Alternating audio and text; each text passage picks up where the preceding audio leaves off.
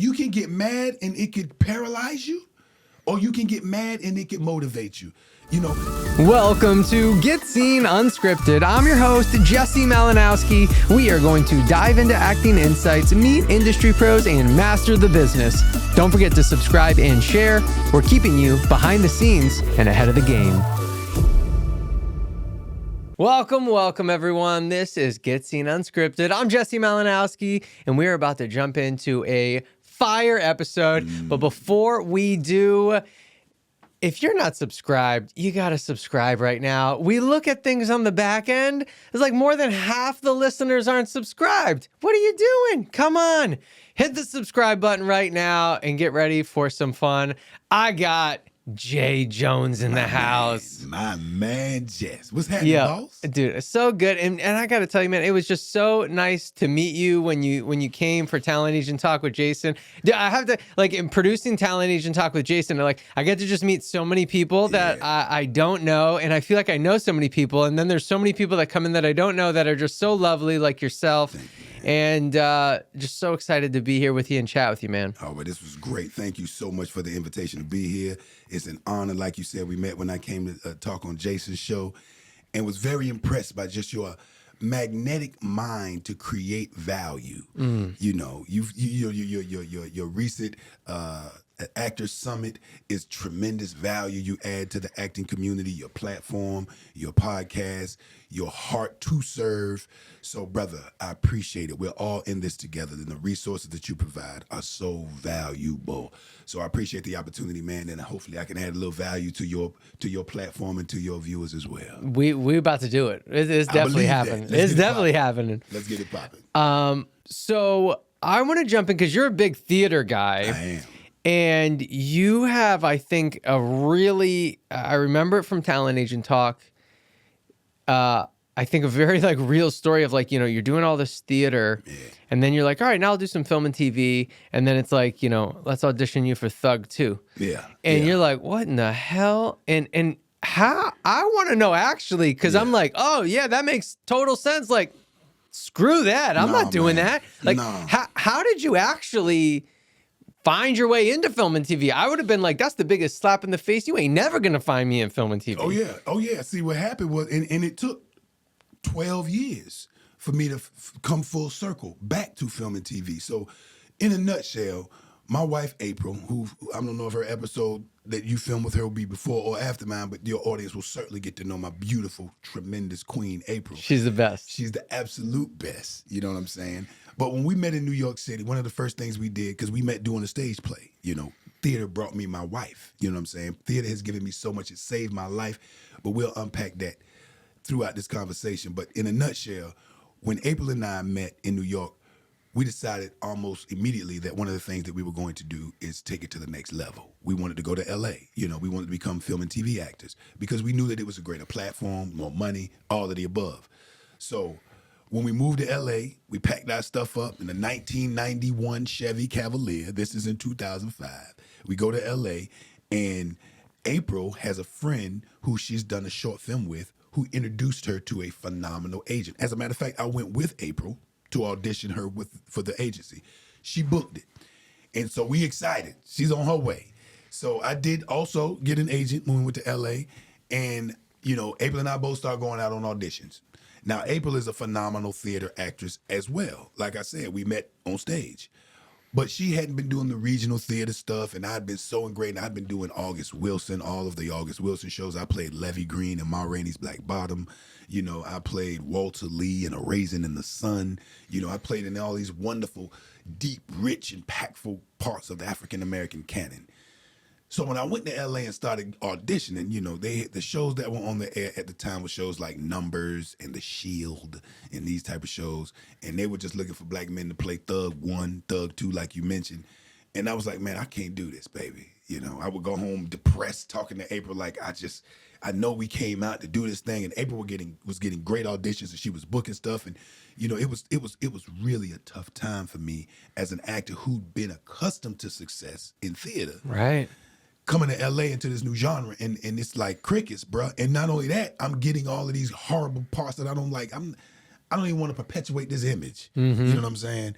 So long story short, I stopped. I just stopped acting. I said, you know what, I'm just gonna find something else to do, man. And you know, I was working out consistently, and I was still doing the things that stay fit because that's a part of my life.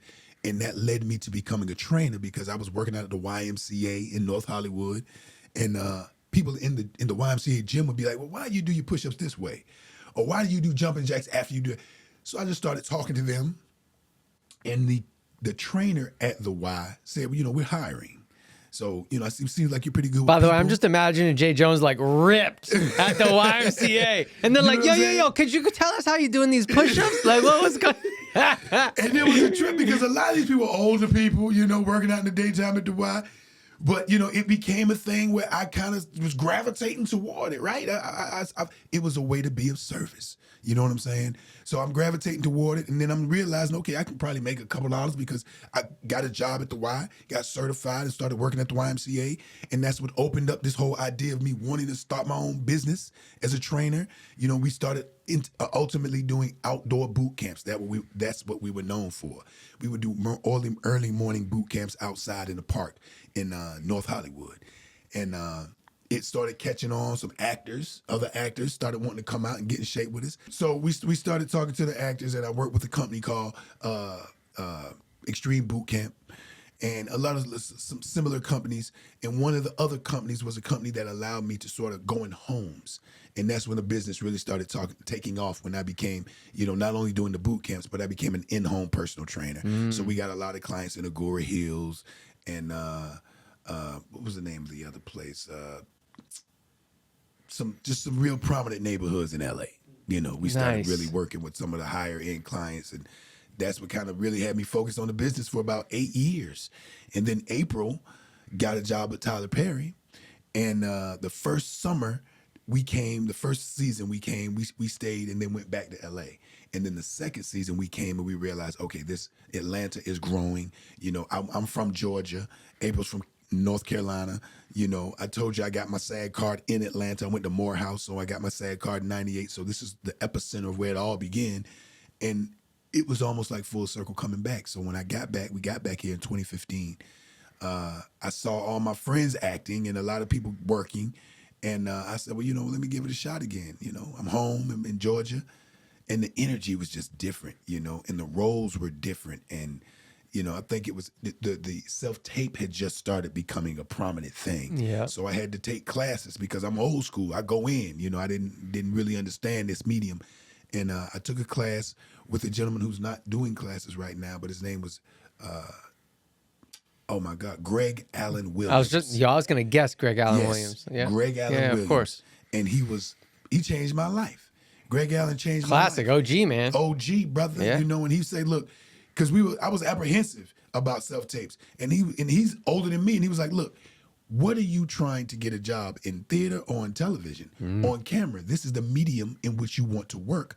So this is an opportunity for you to audition in that medium. And I was like, wow, changed my whole mind. Like, boom, mind blowing. Yeah. So I really started getting very intentional, and things started changing, man. And, you know, I got a phenomenal agent, Jason Lockhart, you know what I'm saying? And Atlanta Models and Talent.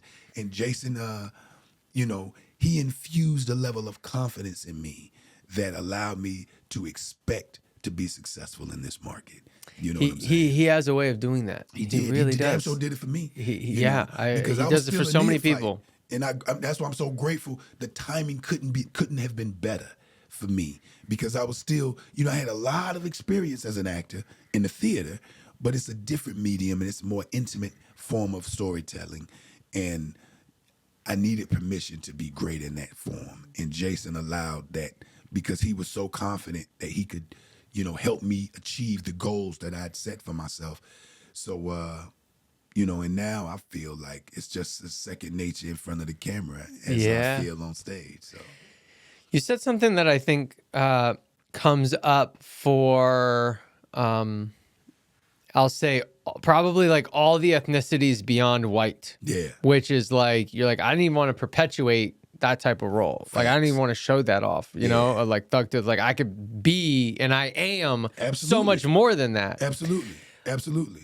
I think there's the stories, right, usually take on stereotypes, if you will, That's right? That's right. So like, what would you just say to somebody else that's maybe dealing with that in their mind? Like, yo, I don't want to play these types of roles. Like, you're Yeah. only seeing me as this. I can be more. Do you think it's like wait and wait for the other roles, like stay true to it, or it's like, well, this is what you have available, so take the opportunities? Like, what's your thought on this? Listen up, our Booked It challenge is so close. Oh my goodness.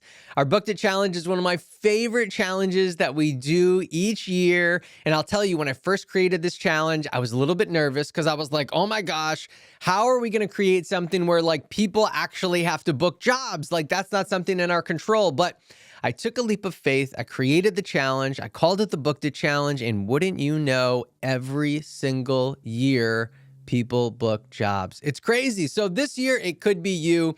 This challenge is very simple. We're together for 4 weeks. We bring in an industry pro all 4 weeks, and we work on auditions. I make it so simple, so easy. One, I give you some audition techniques to help you book the job once you have the audition. And the second is I give you some techniques to get more auditions.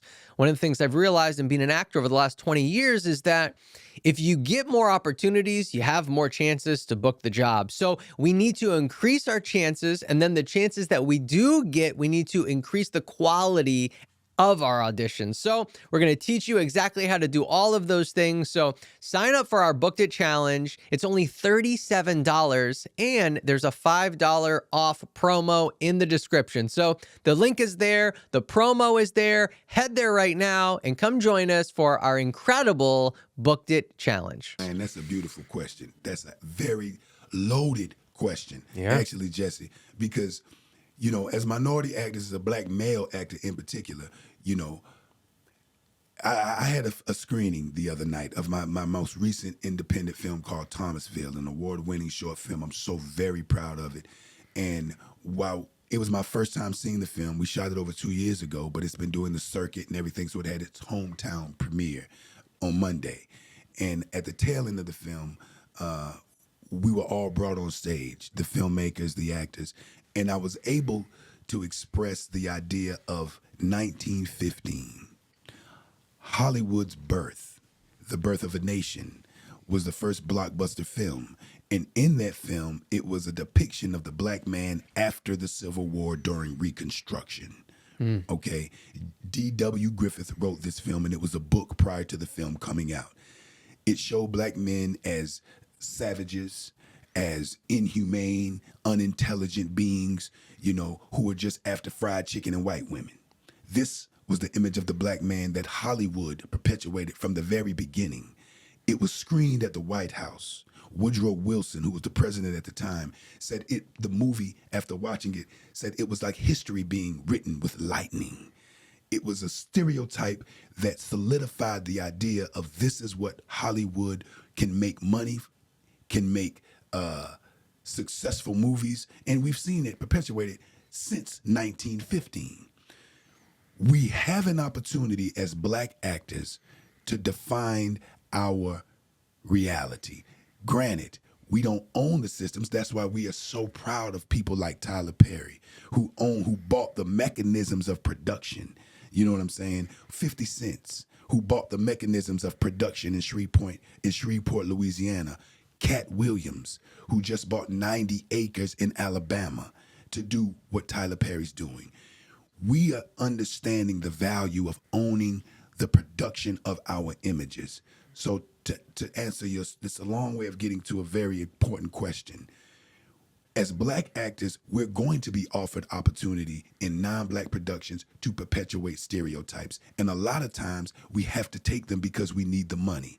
The first Black Academy Award winner was in Gone with the Wind. Her name was Hattie McDaniel. She won her award for playing a maid in Gone with the Wind. And it was very controversial because a lot of black people were like, the images of maids and mammies and bucks are still what we're seeing in films, and it's hurting us in real life. She said, I would rather play a maid on television as opposed to being a maid in real life, because the money, the platform, and the leverage she has by playing a maid can change the conditions of maids in real life. So there are times where we have to do things. For instance, the character that I'm playing in P-Valley is a gang leader. And on the face, one would think, oh, here's another stereotypical role, a black man as a gang leader. But because P-Valley is written, produced, and created by a black woman who's come from an experience where she knows intimately black men, the complicated matter, the levels, the depth, the variety, because yes, he's a gang member, but he's also a father. He also cares for his community. The gang, as a matter of fact, is an offshoot of his love for the community because there was another gang brutalizing members of the community. So this was very similar to what we see with the Bloods and the Crips. When we look at it on his face, it's black on black violence, it's terrible. But when we take a deeper dive, when we look at it more from a more human perspective, we can see those elements that have created these people. That to me is storytelling. That to me is honest filmmaking, and that to me needs to be seen. So there's gonna be slave movies that need to be seen. There are gonna be movies where black men play characters that are devilish and evil, but we have a balance, and we see the balance and the humanity in these characters. And I think that's what we were lacking in Hollywood for so many years, is the balance of seeing positive images and images that give reference and frameworks to these negative people that we see, because nobody's born negative. There are repercussions and consequences that create these people. Yes. So the more we can unpack that, because we know the story about white people. We know that all white people are not evil. All white people are not bull conners. All white people are not segregationists or racists, because we've seen white people. We've seen abolitionists. We've seen their stories. We've seen the story of John Brown and his sons who gave their life for the slave cause. We know good white people and we know bad white people, because history has given us a plethora of information about it all. But we've been relegated to a short, stereotypical concept because it's just convenient. And it's what we've been expected to know.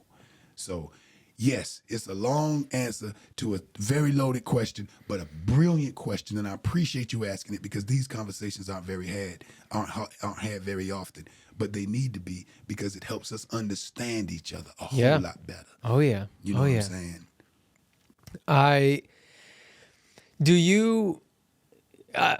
I think everyone can say that within the industry, we're telling both sides of the story a lot more, right? Oh, we're getting better. Yeah. We're getting better. Do you think that? Do you think it's a good trajectory? Do you think it's enough? Because you're just such an educated dude. I mean, you really, you speak about this so well. So I'd love your opinion on: is it enough, or we're on our way, or there's even the pendulum goes too far. It can, yeah. And I think that's what we just had a Super Bowl, and the halftime Super Bowl was watched by more people than ever before in history. Yep. And there was a young black man by the name of Kendrick Lamar who was the headliner. Do I think we're headed in the right direction? Yes. Do I think we're opening up a greater understanding and a platform for us to relate to each other better? Yes. But we also have to look at where we are politically in this country. You know what I'm saying? My daughter has to get braces. And they said that the most important part of the braces aren't just the braces that help put the teeth in place, but the most important part of the braces are the retainers that you must wear in order to keep the teeth in place. After you take your braces off. For years, the civil rights movement and all these movements were for equity, from the LGBT movement and the Black Lives Matter. All these movements were us trying to put the retainer back in, because we didn't take care of the teeth once the civil rights movement fixed it. We were on a trajectory for us to be able to have equity in this nation, because this is a nation of immigrants, bro. You know what I'm saying? This nation was founded by people from all walks of life. And if we lean into the real history of America, then we can make it great. But a lot of times we forget, because, trauma causes amnesia. And when people get hurt, they forget the beauty and the value of what history can teach us. And the braces that the civil rights movement, that we all collectively made work to straighten America, we forgot to put in the retainer. So now the retainer is the artist, bro. The artists have always been at the forefront of creating a new paradigm. And Kendrick, in his declaration of artistry, you know what I'm saying? His outpouring of care and intention in his set during the Super Bowl has got the world talking, has got people talking. And I think that is where we really begin to find unity, when we start talking to each other, start wanting to lean into what is this story that he was trying to tell? What does that mean? What does this mean? As opposed to ignoring and saying, well, it wasn't for me. I didn't understand what happened. Yeah, there's so many videos. There's so many Instagram videos of this. What was that? Of like the old, like the like baby boomer generation watching the Super Bowl, like older white people, like what the hell is going on here? But you know what? It's so funny. There was some, because I was reading the comments in some of the videos when I was watching the Super Bowl on YouTube, and it was 75-year-old from Australia here, love what Kendrick's doing, didn't understand it, but because I was watching a video of someone who broke it down. You know what I'm saying? A breakdown video of all the hidden messages. And those older people had gone to that breakdown video because they thought they saw something that moved them. They felt, even though they didn't understand it, they wanted to get greater clarity. So they leaned into wanting to understand, as opposed to pushing back and saying, it wasn't for me. I don't care about it. You know, we have to learn. See, black people, we've learned so much. We've learned so much because we had to. It was called survival. We had to be bilingual. We had to understand and know the human patterns of people who didn't look like us. We were in close proximity. And although we were butlers and maids and chauffeurs, we were listening the whole time. White America didn't have that opportunity to listen to us. The arts, the music, Motown gave them a first glimpse into black humanity. The musicians, the blues, the jazz, our art. You know, so I like you diving into all the entertainment there and bringing up like Kendrick as example, right? But if we kind of circle this all together, right? Yes, so sir. actually the first question, right, of like you being like, yo, I don't want to do Thug 2, and it's That's like, it. do you do it for the opportunity? I feel like so many people will be like, no, I want to be making the type of impact or do the type of show that like Kendrick is doing, right? But not everyone at any given moment has the ability to do that. That's right. Right? So do you take what's in front of you so you can continue to build? That's right. Right? That's right. Or I mean, I guess both answers are right. Or do you start to tell your own story? I mean, you talked about your own short film, right? That you just like produced and is going through the market. Like, which one do you do? Or all of the above? Or what's your thought? You collaborate with like-minded thinkers. And I think the shift will begin to happen, because everything won't be, just mad esoteric where you got to break down like Kendrick. Kendrick is a genius. And to your point, everybody may not have that type of genius or that type of luck or whatever the case may be. But we can serve through just how we respond to humanity. We can find... I love that. Real quick, sorry, I don't mean to cut you off, but I'm like, I think a lot of people, just by you say how you respond, I'm like, I think a lot of people might get angry, and maybe even way back when you did get that Thug 2 audition, like I bet there was mad. you were mad, yeah. But it's how do you respond? You can get mad and it could paralyze you, or you can get mad and it could motivate you. See, if you hadn't noticed, Jess, I'm heavy into history, man. And history informs the present in so many ways. A lot of us just aren't aware of it. So it's hard to answer in the present without invoking something that happened in the past. So how did Sidney Poitier deal with that, you think? How did Sidney Poitier, when they were, I'm sorry, hit the mic, when Sidney was being offered these roles to play slaves, or these roles to play subservient people, he chose to say, I need to make a living as an actor, and I'm going to bring royalty to whatever I can do, but there's certain things I just cannot do. Somebody will do it, but I cannot do it. You know what I'm saying? Some people are not as conscious. They're not aware of history. They don't know. They're just looking for some money for the day or want to be famous. You know what I'm saying? Just whatever the case may be. Because right now, currency is not even, money is not even the greatest amount of the currency in today's society. It's attention. People want more attention. People who do all type of acting and stuff on television for free, just so they can get on TV because they want attention. You know what I'm saying? So if your integrity isn't rooted in something greater than just attention or money, then you will compromise yourself. And I'm not knocking anybody who does, something strange for some change. It's just not for me. You know what I'm saying? Yes, sir. It's just not for me. And it's not for my wife. My wife is a beautiful actress. And when April and I got together, men are very territorial. And I'm an artist and she's an artist. So I knew there may be times when she have to be, kiss another guy or, be in certain scenes. And I was cool with a certain level of intimacy because we're artists and we need to be able to do that to honestly tell stories. Yeah. But we decided early in our relationship to draw lines in the sand when it came to levels of intimacy that we would portray on camera. We made it abundantly clear, no matter how much money. And April, early in our acting career, was offered a role to play opposite Woody Harrelson it was a small character that she would play. It was a big movie, but a small character. And it would have been just a little sex scene under some stairs or something. She was a bartender that would have met and had this little tryst. And we were very young in the game. It would have been great money. It would have been quote unquote exposure. But my wife, who wasn't even my wife at the time, decided that I'm not going to establish myself like this. This is not what I want. And I was so proud of her, bro. I was so proud, and it made me realize I made the right decision with the woman that I decided I want to spend the rest of my life with, because she showed courage in the face of in the face of temptation. So there are going to come times when actors are tempted to want to compromise their integrity and think that it's going to advance their career. But I want them to realize that this lasts forever. When you are on film, those silent films are still being shown, bro. You know what I'm saying? 120 years later. So when you put your image on something, I want you to really believe in what you're doing. Don't do it for no money or for no attention. Do it because it's something that you feel that you are destined and ordained to be doing.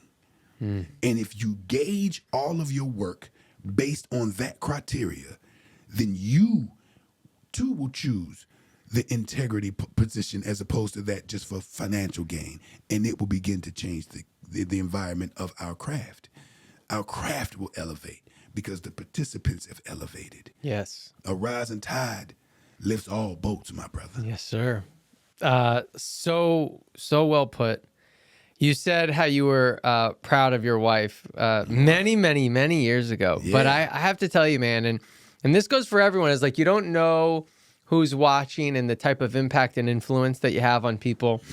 When you were here and you both came together for Talent Agent Talk, and you did something that was really impactful to me.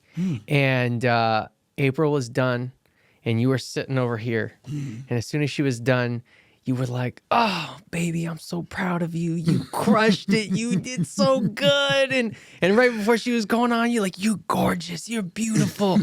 And I was like, "Yo, I'm not doing this husband thing right."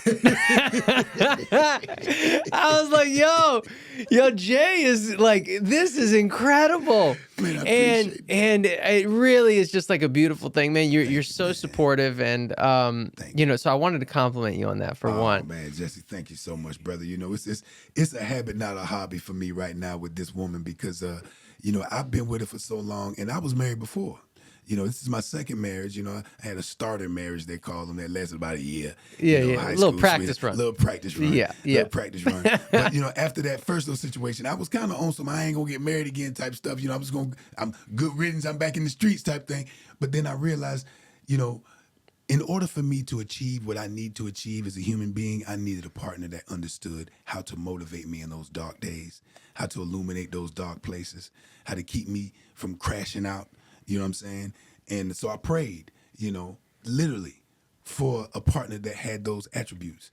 And you got to be careful, brother, because prayers are powerful, and God granted me the opportunity in the form of my beautiful queen. So I look at my wife not just as my wife, but as literally a gift from God. And if I were to do anything, because one of my biggest problems was a womanizer, bro. I used to like women quite a bit, and I just couldn't really control myself. So I just thought men really weren't even meant to be monogamous. I thought this is just something that's a, Western concept that these people, Yeah. you know what I'm saying? So, but I realized that it transcends all that, man. It's literally a divine blessing to have a partner that's been ordained for you. It's so important, bro, and it changed my life completely. So what you see is me showing reverence to my wife and to my creator for blessing me and for her being here, because you see me doing that for her, but she does it for me. Man, she saved my life. She saves my life. You know what I'm saying? So what do you do for somebody who saves your life on a daily basis, bro? You do anything. Yeah. You know what I'm saying? You do anything. How do you cuz what to give like that takes effort. Yeah. And I think someone could maybe argue or just bring up like, I don't know, sometimes we get tired. You right? do. Yeah, sometimes we get tired, and like sometimes I don't remember to put out that effort. Word. Or it's hard to put out that effort. How do you find yourself able to do it? At least in the time that I've been with you and I've seen you and I've been able to spend some time with you, I'm like, man, it's at 110%, dude. It's really, really awesome. And inspiring. It really is. Thank you. So how do you find yourself, or in the moments when like you're quote unquote tired, Yeah. or maybe not putting that effort, how do you get yourself back to be like, oh no, I got to be more supportive. I got to give more. I got to lift up. I got to uplift. I got to inspire. How do you remind yourself? How do you get yourself back to where you want to be? You know what I mean? Where like this is the level I always want to be at. How do you get back there? Bro, that's another phenomenal question, man. You hitting them out the park today, Jess. That's another brilliant question, bro. Because sometimes you feel like a nut, sometimes you don't. Sometimes you want to be married, sometimes you don't. Sometimes you want to share, sometimes you don't. But the greatest thing that you can always rely on is gratitude. An attitude of gratitude will give you more to be grateful for. Look around at your life. When she pissed you off because you didn't beat the rugs out like she wanted you to beat the rugs out, or she's harassing you to take the plant outside and dump the water, or some mundane thing that wives can just peck on you and be like, will you please leave me alone for 5 minutes and let me do something for you? Or when she's judging something that you're trying to do, because it's never just, like I always tell my wife, it's never just strolling through the tulips, holding hands and whistling Dixie. It's going to be some hard times. But when you look around at your life and you look around at the home that your wife has built, you look in the mirror and you see the healthy body looking back at you because your wife is important to making sure you're eating right. And your teeth are nice because she made your dentist appointment for you. You know what I'm saying? The fundamental, minute details, the milieu of life. Those are the things that we don't sit down and understand. It's got to be done. You open the refrigerator, it's milk and orange juice and all your favorite stuff in there. Who did that? She did that. So when you sit down, even when you like, this girl getting on my nerves, but then you open the refrigerator and you look at the milk, you be like, she looking out for me. Yeah. The gratitude, bro. Be grateful. Be grateful what your partner does. Be grateful of the encouragement. Be grateful of how she take care of herself for you. My wife work out all the time. My wife is fine, man. She, you know what I'm saying? She's almost 50 years old, bro. But she's not let anything fall off. She's been serious about it. And to me, that caters to me. Yes, of you know course. What I'm saying? That's a reflection of me. So I take all of that into account. In those moments where I be like, she getting on my nerves. She bothering me. Oh my God. All right, I'm gonna do it. But then you have to be grateful that, man, you got a partner that cares. You know what I'm saying? And that supersedes any of this other jive that you vibrating on for that little moment of, frustration. Because the big picture, brother, you have to look at the big picture, not just the snapshot. And so many of us get caught up on the snapshot. Oh, that's so good. Saying? Yep. Look at the big picture, bro. Yes, sir. And you'll see really why you need to be on your knees thanking your creator for somebody who care about your little behind. Because, man, look, the world is full of selfish people. It's full of selfish people who just want what they want, how they want it, when they want it. And when you find a good thing, like the Bible says, a good woman, brother, you found something that you can cherish for life. We going on 20 years, and it's like yesterday. Every day is like yesterday. You know, tomorrow is so exciting with her. I wake up in the morning, I literally watch her sleeping. I watch her sleep. I'm like, God, look how beautiful this woman is sleeping. She sleep pretty. You know, and I see I've been waking up with her for 20 years, you know, but I still find, I tell her all the time, girl, you fine, come and give me a kiss. I love that, man. That is beautiful, dude. That is so beautiful. Thank you, man. All right, I guess we'll get back to some acting shit. let's just We'll get back to some acting shit, right? Because, hey, look, these actors, you'll be a better actor if you get a good partner. That's I'm right. just saying. That's right. I'm just saying. No, you're right. So you, like you said, you did traveling theater. Yes, sir. And you did plays after, even getting into some film and TV stuff a little bit. Can you talk about in all the shows that you've done, the years dedicated to, like, you know, like, I don't want to say like the film and TV is not real actor shit, you know, but it's a little bit different. You know, it's just different. It's a little bit different, man. You know, it's like baseball players and teachers. That's what I like. You know, teachers get up every day and they go to school and they teach, but nobody knows, bro. Nobody sees this brilliant teaching that they're doing, but they're affecting our whole next generation. But a baseball player hit a ball on TV and gets $200 million and all this fame. Because it's like, and that's what acting is in theater. Theater actors are like teachers, bro. We wake up every day, we go to the hardwood, it's a job. But we don't make no money. Nope. Like teachers, we don't make no money, but we're holding up the arts. Theater actors do. You know what I'm saying? But you'll never know, they never become famous. You know what I'm saying? No, I know brilliant theater actors, bro, who've been doing theater for 30 years. That would, oh man, I don't know how they would translate on film and TV because they're so big. They're theater actors, but they're so phenomenal. But when you play baseball, you get to be on TV every day. People buy your jersey. They want you to sign their ball, you know. But, you know, when we look at the impact, right? You know what I'm saying? So, yeah, I look at it like teachers and baseball players, and I was a teacher for so many years, and I still teach in theater, you know, as far as being a theater actor. I mean, I just did a Hot Wing King 2 years ago down at the Alliance Theater, and I'm looking to get into another show, the Horizon Theater. I live down there. I love theater in Atlanta, and actors in Atlanta should get into theater if they haven't been into it, because it is a vibrant community of theater here in Atlanta. The Marietta Theater, theaters all over. It's a bunch of synchronicity. It's a ton of them.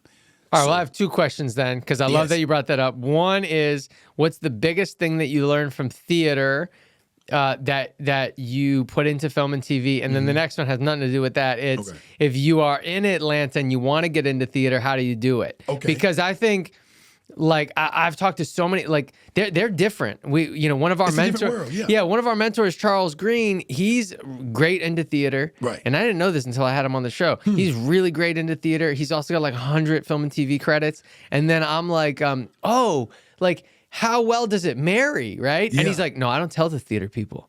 Like, I don't tell them how well I do in film and TV. Like, they're like opposites. I'm like, what? Yeah. Like, that's great. Like, the theater people should be embracing you for all the stuff you do. And he's like, nope, I don't even tell them.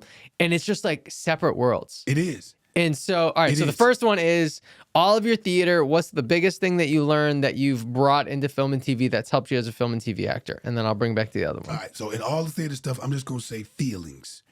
Tap deep, deep, deep into your deepest well of feelings. Because in theater, we got to do it every night. You got to do it every night. It's the same play, but you have to become it's a different audience, and it's a different energy and a feeling. So if you can capture that intimacy to lock in that emotional commitment every night in the theater piece, you can pour it into your film and TV work, and it will be brilliant. Your film and TV will take on a brand new life when you've learned to carve out such a deep well of emotion that you can call upon those emotions. How do you do that? Nightly. How do you do that? Well, in theater, it's repetition. It's repetition. You're doing it every night, and you're beating that craft so much that it becomes a technique.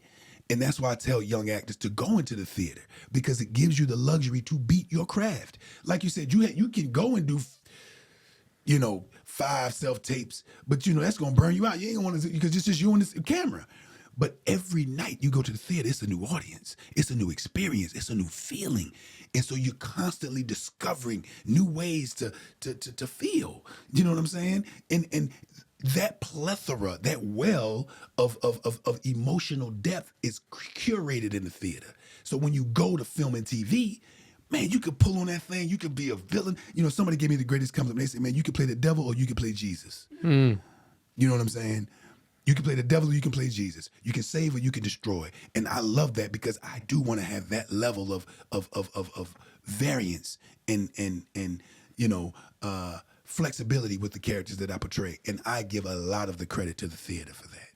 The theater has helped me create that deep well of emotion that I can pull from instantly. You know. All right, now I'm an Atlanta actor. I want to get into the theater game. How do I do it? The first thing, go to the internet and type in theater auditions in Atlanta. Simple as that. Go to the internet and leverage technology. Use it because it's going to give you a whole page of auditions of all the theaters in Atlanta. It's also going to give you those jobs that you didn't even know actors did in Atlanta. I keep hitting your microphone. Yeah, you're brother. good. You know, The microphone don't know. my fault, Mike. I do love you. So, you know, it's jobs available to actors. I found out the other day going on one of those websites that Emory University hires actors to be what they call professional patients. Had no idea. It's a job where they go because they train medical students to work with human beings, clearly. And so they need actors to teach these young students how to have bedside manner and how to do it. So it's like, who knew? Yo, I don't know if you feel like this, but I'm like, I've been telling the actors, you know, the younger actors that are in our community, I'm like, yo, I wish I had the opportunities that y'all have right now. Bro. Like, yeah, I was auditioning for like bullshit trailers that were like free at the school. Yes. Like, yo, there's so many different paid opportunities. Bruh. Yo, we got a girl in our program, been in the business for only 8 months. She already got an agent, made like $3,500 as an actor. Only 8 months. I'm like, yo, it took me like, I don't even know how many years to make any dollar. Any dollar as an actor. I'm like, y'all got so many opportunities right now. They're living in the best of times and the worst of times, man. Like we talk about, the business is in flux. Things are up and down right now. We had strikes. We got, you know, disruptors with all these streaming platforms and all this stuff. A lot of stuff happening. It could be the worst of times if you look at it from that perspective. Typically, you know me, I ain't gonna look at it from that perspective. No, sir. The glass is always half full when it comes to Jay Jones. So I'm with you, my dear brother. The technology and the opportunity for them to create on their own is astronomical. There's so many people creating on their own. It's astronomical. Actors act. Find ways to beat your craft, bro. Find ways, you know, the internet, you know, Country Wayne here in Atlanta is a phenomenal way for actors to just sort of get opportunities to improvise. Yep. To just improvise. Go out there and just try different means, different avenues. Atlanta has become a utopia for new actors, bro. It is a wonderful place for new actors to cut their teeth, to learn the hard way. You know, we can take classes, you know, we remember 10% of what we hear, 20% of what we see, but 90% of what we feel and experience. Go feel and experience what it is to be an actor. Yes, the classes are great. The books are fantastic. The YouTube channels are wonderful. But create, baby. Go be a part of something. Go feel it. Go participate. And then you'll see if this is for you or not. Yo, if you could mic drop that thing right now, you should drop it. You should mic drop it if you could. Man, this has been so good, so fun, but I think it does bring us to our spotlight sign off. Let's 5 get questions at it, to end strong, man. Yes, sir. Question 1, what's something you're super grateful for today? Man, I'm super grateful for this conversation with you. And I'm grateful for my queen, April Parker Jones. And I'm grateful for just being able to have the intellect, the patience, and the health to represent what we talked about today, boss. Yes, I love that. Question 2, what book, television show, or movie changed the trajectory of your life? The Bible. The Bible changed my life, man. My grandfather introduced me to me. I didn't understand it completely, and I still don't now. But every morning, a passage comes, and I'm motivated because I do believe, you know, everything is fallible, but I do believe in something greater than myself, and I believe it orchestrates my life. So that's somewhat of an instructional manual for me. Heck yeah. Yeah. Third question is, what is something in your daily routine you really cherish? Waking up next to my wife, man. And being like, ooh, she look good. Oh my God, waking up next to her, even with her little funky morning attitude, she ain't the same bright, bubbly person I am in the morning. But I it's funny because this morning we were getting ready to come over here to see you, right? So she was, she's going through her monthly thing with the thing that women do. I might be giving too much information out, but all the women know. Yeah, they go through it. All the women know, and all the men know too. And all the men too. That's right, Jesse. So I ain't giving out no secrets, bro. Yeah. So I went to go give her a hug and kiss, like, girl, you look good, like I do every morning, whether she wanted or not. And she's like, oh. So she gave me a little. Then she left. We were in the bathroom together. Then she came back in probably about 5 minutes later. I'm sorry for pushing you off when you were trying to give me a kiss. My emotions are everywhere this morning. I'm sorry. She was getting in the shower. I'm just so sorry. But I appreciate you and I love you. Bro, that's the essence of life. I'm ready to go out and do anything. I'm ready to take on any challenge. I'm ready to deal with any situation because I got my queen that's at the house giving me all this energy and helping me become the best man I could be. So that's man, I'm grateful for my lady. Yes, I love it. What's something you're currently trying to improve in your life right now? Completion, man. I'm an idea man. I'm an idea man. They come like water, bro. I got ideas all the time. I told April about a new idea on our drive over here. I just want to be focused and dedicated and committed to finish some of these ideas. Like the book, a little bit of something beats a whole lot of nothing. Without April, I wouldn't have finished that. It would have been another great idea just left undone. So I want to finish, bro. If I had quick advice, I don't know if it's going to work, but I have a feeling it will, is if you tell more people about it, your psyche is like embarrassed if you don't do it. So April knows you too well.